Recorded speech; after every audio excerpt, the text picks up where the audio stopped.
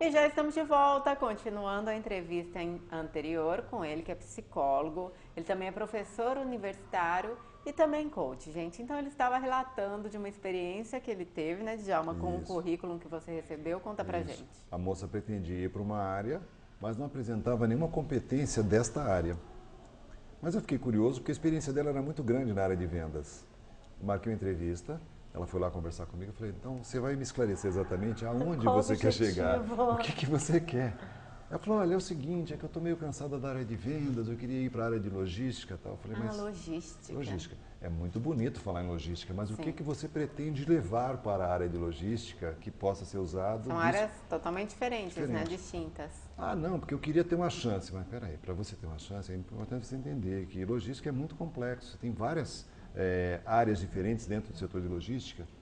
E São aí, ramificações, O né? ideal é quando você for migrar, ter uma formação que permita que você tenha permita alguma isso. coisa parecida. Às vezes você pode não ter toda a formação, mas, por exemplo, você vai para uma área de logística e você tem, por exemplo, um conhecimento de inglês muito bom. Você tem um conhecimento de italiano muito bom. Você pode, dentro do setor de uma empresa que tem logística e comércio exterior, você vai lá para uma área de analista de importação e exportação, que você vai começar com o tempo a pegar, mas assim, pelo menos tendo o idioma, Já é a grande coisa coisa. anda. O duro é você querer trazer a pessoa de um ambiente para o outro sem que ela tenha exatamente algumas das características. Na verdade, eu preparo, né, Djalma? Isso. A empresa às vezes não tem tempo de fazer, dar a chance. Algumas até dão abertura, mas tem casos de empresa assim, que a coisa é muito rápida. E às vezes a pessoa se frustra porque ela não consegue entrar. Hoje já existe alguns cursos tecnológicos que permitem que a pessoa vá buscar essa formação em menos tempo. Hoje você tem uma infinidade de outros aditivos que permitem pelo menos você saber o que se espera. Outro detalhe também, a pessoa não conhecer a empresa, não saber o histórico dela, o que ela faz, só pelo nome, né? Ah, vou para HP, tá, tudo bem, o que você vai fazer na HP? Por Ah, não, favor, o nome é né? bonito, eu vou lá, né? Famoso. Olha, eu Famoso. conheço desde criança, menina. Minha mãe tinha uma calculadora. Isso. E a pessoa não sabe o que vai fazer. Então, assim, o que a gente geralmente pede é assim, traduzir melhor o que se quer, buscar alinhar esse objetivo com o que a empresa pode oferecer, senão não dá certo. Agora conta pra gente, como você vê as publicações que falam sobre as competências para ter sucesso profissional e pessoal? Olha, eu acho interessante que parece fast food, né? Você É, paga moda, e leva o né? que você pagou, mas não é bem assim. Na realidade, existem algumas publicações sérias, mas existem publicações que estão vendendo gato por lebre, colocando para a pessoa que ela tem que fazer US$ 1 milhão até os 30 anos de idade. Eita, Não já é tô, isso? tô quase fora. Isso, Você que vira um milagre, Ó, eu acredita fiquei em sabendo que o milagre. primeiro milhão é o difícil, mas depois do primeiro milhão, Aí é os fácil. outros milhões são Dá na fáceis. minha mão que eu envio. Meu pai Isso. falou. Isso. Aí eu olho para esse lado e penso assim, poxa, mas será que a pessoa precisa ter US$ 1 milhão para ser feliz? Será que ela não pode buscar outras Que é muito menos que habilidades isso, para né? crescer? E outra coisa, ela ter US$ 1 milhão ou não é consequência no resultado de um trabalho que vai levar um tempo. Né? E aí é a velha história, né? Há 30 anos agora eu não posso mais. Não, quem disse que não? Né? Teve gente que fez sucesso aos 60. Verdade? Como Nunca tem é gente fazendo tarde, sucesso né? com 18, 19 anos, já conseguindo dar um salto muito grande. O que eu acho assim, precisa ser dado mais seriedade para esse assunto, porque tem muita gente que sonha e coloca as suas expectativas no que está ali, acreditando que aquilo é verdade absoluta, quando na realidade não é.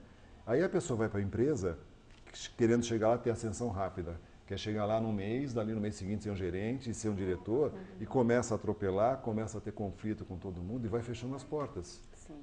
E aí sai de uma empresa, vai para outra, sai de uma empresa, vai para outra. Quando você vai ver... Conflitos, decepções também, né? decepções, E Frustrações. às vezes cria cicatriz que não vai fechar nunca. Ai, é terrível. Porque você olha assim e vê que a pessoa ela pode ter um potencial, mas ela não sabe gerenciar essa energia toda.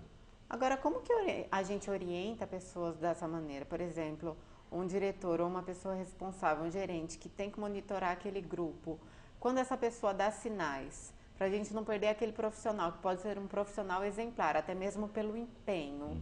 Como orientá-lo para ele não se dar mal no final da história? Olha, o ideal seria que as próprias empresas tivessem políticas para poder gerenciar essa energia potencial, né? Falando em física, né? Energia potencial que pode depois se tornar energia destrutiva quando não bem administrada. Normalmente um setor de RH tem lá suas estruturas que permitem isso, mas muitas vezes isso não é identificado. Tá. Até vou dar um exemplo meio fora, mas que tem a ver. Recentemente, num programa de TV, tinha uma assessora do MEC que trabalha com superdotados.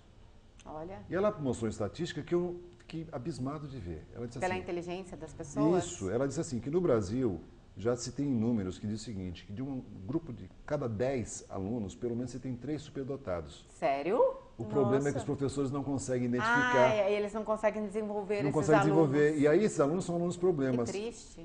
E às vezes você vai ver que lá na frente esse cara na empresa ele vai ser uma pessoa problema, porque assim, ele está anos-luz na frente dos demais, ele não consegue ter paciência. Perde o interesse, ele acaba criando problema, ele acaba se sentindo não reconhecido. Eu conheci um gênio desses. Isso. E aí você vê que às vezes o próprio gerente ou mesmo o líder, ele não está treinado para poder perceber Lidar isso, com essa situação. lidar com isso. E aquele cara é o cara que vai ser marcado e esse cara eu não quero, né? outro lado, eu não quero esse cara na minha equipe.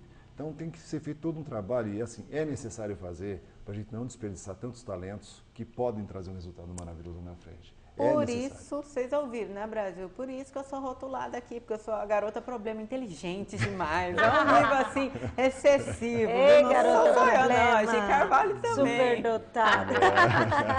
De saúde, né, gente? Importante. Isso é bom. Isso é bom. Agora, o que está acontecendo com grande parte dos executivos das empresas altamente competitivas? Bom, eu sempre digo para as pessoas que se imagina como se tivesse um trem numa linha e o trem está indo e você só colocando combustível nele e ele vai aumentando a velocidade. Tem muitos executivos que vivem pressionados por metas, por uma infinidade de pressões assim, das empresas e estão chegando no momento em que eles vão ter que parar para refletir o que eles são, o que eles querem e para onde está indo esse trem. E eu sempre digo o seguinte, quando a gente falou no início do apagão de mão de obra, eu vejo assim, uma preocupação em formação de mão de obra técnica, nós precisamos formar pessoas da área de humanas. Ah, porque vai chegar um momento que você vai precisar bater na porta de alguém lá para ouvir você, para ajudar você a diminuir a pressão e tal. E o que eu estou vendo assim, muitos executivos hoje estão sendo vítimas do burnout, que o cara entra em ebulição, ele se queima todo, porque assim, ele consegue trazer grandes resultados, mas daqui a pouco ele está infeliz e aquilo vai tomando conta dele. Problemas de depressão, que nós temos muito, problemas psicossomáticos e um monte. E para esse executivo, o que está acontecendo? Ele está tendo pouco tempo para ficar com esposa, filhos, ter vida social. Isso é um grande problema, né? Eu acho que esse é o X da questão. A gente trabalha demais para dar para a família, né? Que essa é a grande... Eu acho que é o grande objetivo para a gente trabalhar, né? A família. Mas a gente está perdendo muito tempo no trabalho, não está tendo mais atenção, tempo para dar atenção para os filhos, ou mesmo fica na televisão para relaxar, não tem mais diálogo, né? Aquele bate-papo gostoso, sabe? De você estar junto com as pessoas na mesma mesa, em casa, um jantar, um almoço e tal. Então é muito corrido.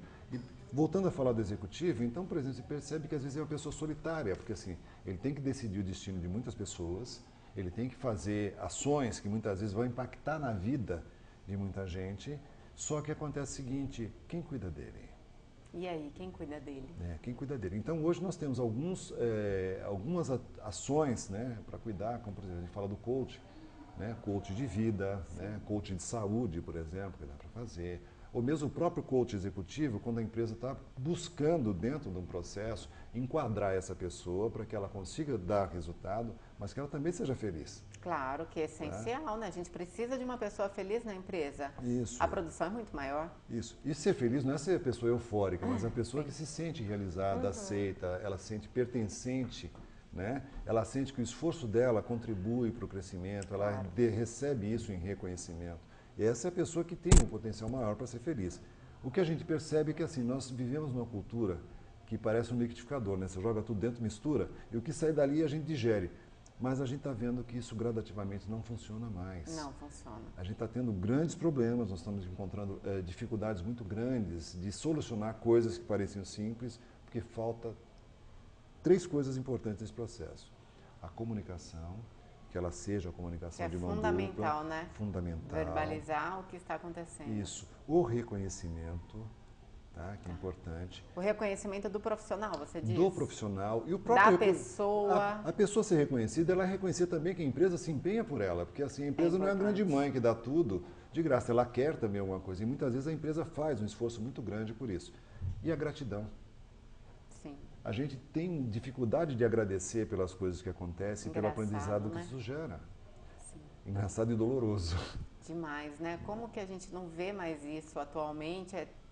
talvez tão corrido e tão demodê, talvez, mas a gente tem que voltar, né, a esses velhos e antigos fundamentos. Mas você fala uma coisa interessante, porque é um confronto entre o que você fala do ético, do politicamente correto. Sim, verdade. Né?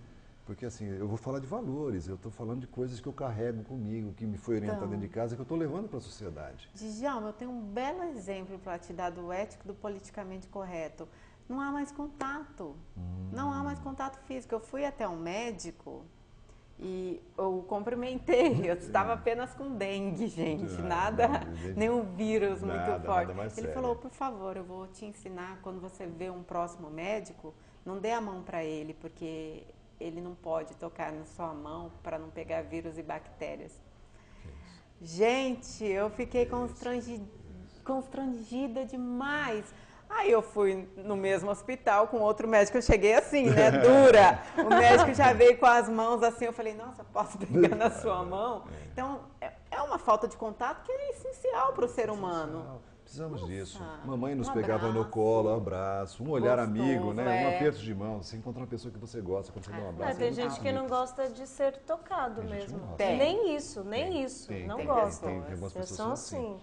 Agora, o que eu vejo, assim, há uma carência muito grande pela correria. Né? As pessoas sentem falta de pessoas próximas. É verdade. Mas também só fica no Facebook, internet, blá, blá, blá. Esse é um... Aí como é que vai ter alguém próximo? Isso é complicado. Né, Djalma? Me dói eu ver, às vezes, as pessoas falarem que passaram o dia inteiro conectados na internet e não tiveram tempo de falar um bom dia para a pessoa que está do lado, ou conversando uma com outra pelo Facebook, sentado no mesmo local. Eu vou te falar, não esquece, viu, que eu não vou online o dia inteiro. Não, prefiro conversar. Principalmente nos cursos, né? Você vai a um curso, o pessoal tá lá. Poxa, é um curso, se comunique, conheça pessoas novas, né? Isso. Mas acho que é o receio de sair do eu e compartilhar o nós, né? Que é o segredo nosso maior. Ai, gente, a entrevista tá deliciosa, o diretor já tá aqui pra mim, né? Encerra. Djalma, mais uma vez agradeço a sua participação aqui no Temperando Papo. Quem quiser entrar em contato com você, por favor, telefone. Meu telefone em Santos é 13 81 13 3654. Se quiserem mandar e-mail, tem o meu pessoal, que é djalmamorais040@gmail.com. E se for alguma empresa que quiser contato, tem o outro, é djalmamorais@ipsconsultoria.com.br. Facebook?